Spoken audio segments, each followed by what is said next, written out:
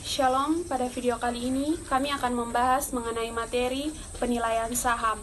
Perkenalkan, nama saya Febrianti Valo, NIM 181900994, dan saya akan memperkenalkan teman-teman saya.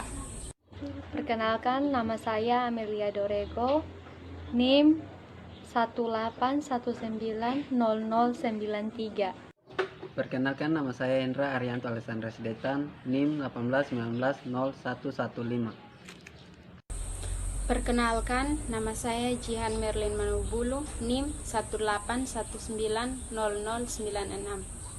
Perkenalkan, nama saya Juniasti Angelingga, NIM 181901116.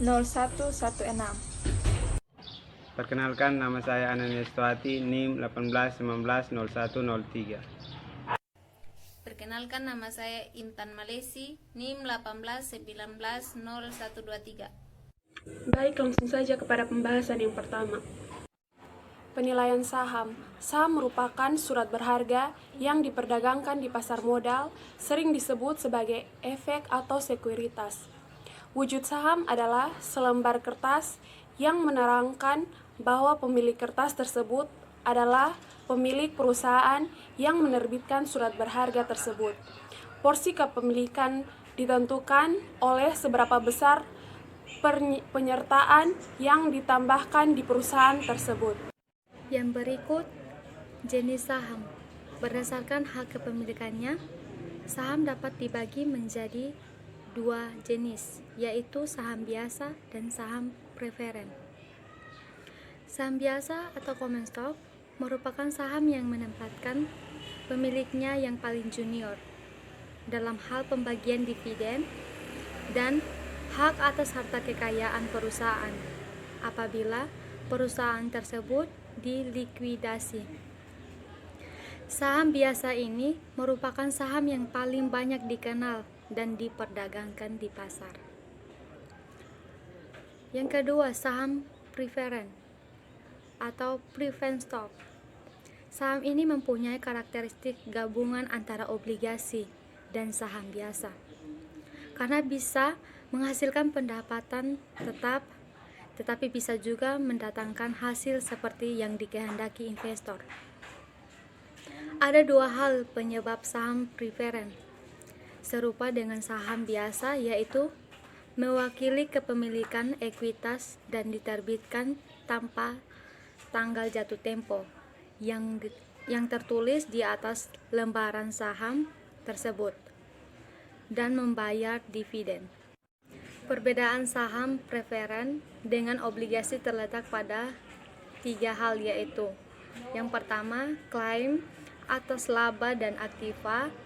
Yang kedua, dividen tetap selama masa berlaku dari saham. Yang ketiga, mewakili hak tebus dan dapat ditukar dengan saham biasa. 3. Pengertian penilaian saham. Penilaian saham dapat diartikan sebagai suatu proses pekerjaan seorang penilai dalam memberikan opini tertulis mengenai nilai ekonomi suatu bisnis atau ekuitas pada saat tertentu. Penilaian saham adalah suatu mekanisme untuk merubah serangkaian variabel ekonomi atau variabel perusahaan yang diramalkan menjadi perkiraan tentang harga saham, misalnya laba perusahaan dan dividen yang dibagikan. Maksudnya suatu metode untuk mencari nilai-nilai saham yang menjadi ukuran dan investasi surat berharga. 4. Tujuan penilaian saham. Tujuan penilaian saham adalah untuk memberikan gambaran pada manajemen atas estimasi nilai saham suatu perusahaan yang akan digunakan sebagai rujukan manajemen sebagai pertimbangan kebijakan atas saham perusahaan bersangkutan. 3 jenis penilaian saham. Ada 3 jenis penilaian saham menurut Hartono, yaitu pertama, nilai buku. Nilai buku ialah nilai aset yang tersisa setelah dikurangi kewajiban perusahaan. Nilai buku hanya mencerminkan beberapa besar jaminan atau seberapa besar aktiva bersih untuk saham yang dimiliki investor. Yang kedua, nilai pasar. Nilai pasar merupakan harga yang dibentuk oleh permintaan dan penawaran saham di pasar modal.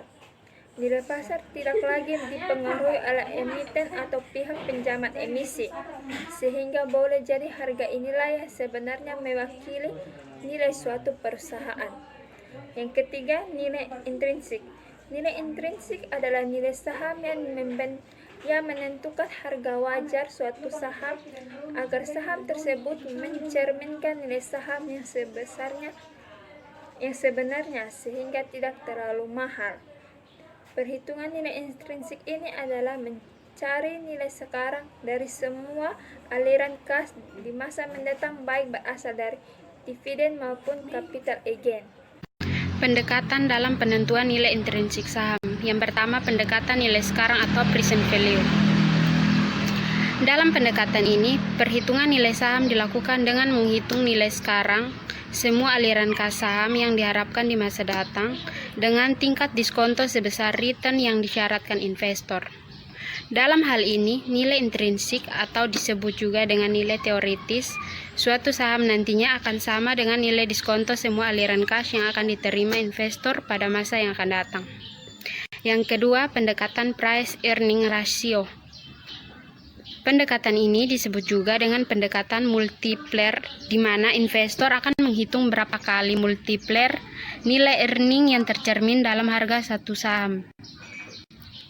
Dengan kata lain, PER menggambarkan rasio atau perbandingan antara harga saham terhadap earning perusahaan. PER juga mencerminkan berapa rupiahkah yang harus dibayarkan investor saham untuk memperoleh 1 rupiah earning perusahaan. Yang ketiga, pendekatan penilaian saham lainnya. Rasio harga atau nilai buku. Hubungan antara harga pasar dan nilai buku per lembar saham dapat dipakai untuk menentukan nilai saham, karena secara teoritis, nilai pasar suatu saham harus mencerminkan nilai bukunya. Rasio harga terhadap nilai buku banyak digunakan untuk menilai saham-saham di sektor perbankan.